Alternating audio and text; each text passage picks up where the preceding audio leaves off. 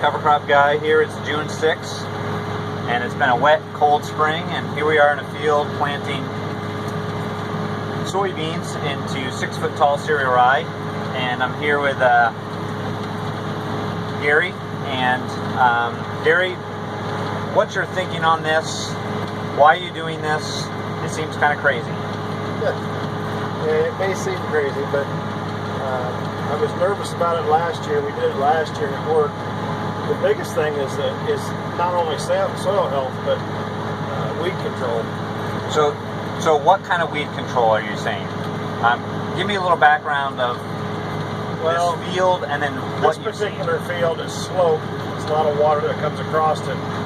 So this whole end down here, normally where we just went by, would normally be solid giant ragweeds. And basically, you don't see any. So you're saying normally the wetter end of this field, you see a lot of giant ragweed, corner beans, solid patches, yeah. And so this fall and spring, first time cereal rye put out here.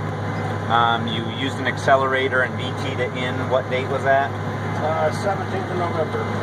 Okay, and did you put a residual down then when you sprayed the cereal rye? Yeah, I sprayed the cereal rye yesterday. Verdict, boundary, and glyphosate, obviously, and some surfactants. Okay, so you spray it before you plant it. Yep.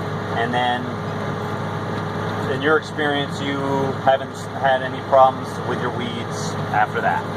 No, we've had great weed control. Like I said, last year was the first year we drilled it with it this big.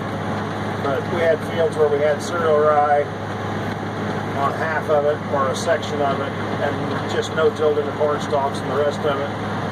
And where we had cereal rye, I had no problems with weeds, very few. You could look at it from the road, it looked like somebody had sown weeds right to the row.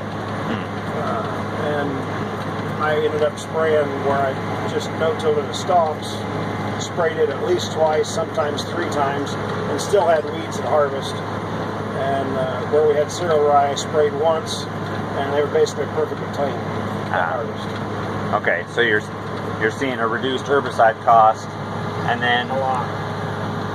Of course, the big question is this is going to be a real challenge to plant into. Can you tell me a little bit about how you have your drill set up here, that maybe you're approaching differently than you would normally do? Really not a lot different than what I normally do. I did put on different closing wheels. It's a 20-point Martin closing wheel. It's a little more aggressive. It doesn't seem to be wrapping the rye at all. Doing a very good job. Other than that, I like drilling better than I do planting because I don't need to roll it. We're knocking a lot of it down enough that I can get sunlight into the beans.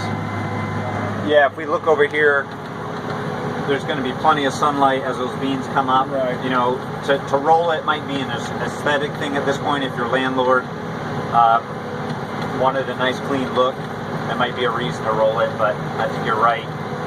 Generally, there wouldn't be any agronomic reason to do it per se. No, we're getting a good mat down there on the ground for the shading out of the weeds and stuff.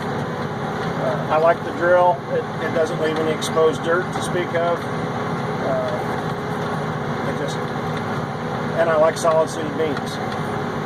I guess I should, since my uncle was pushing solid-seeded beans for years and years and years.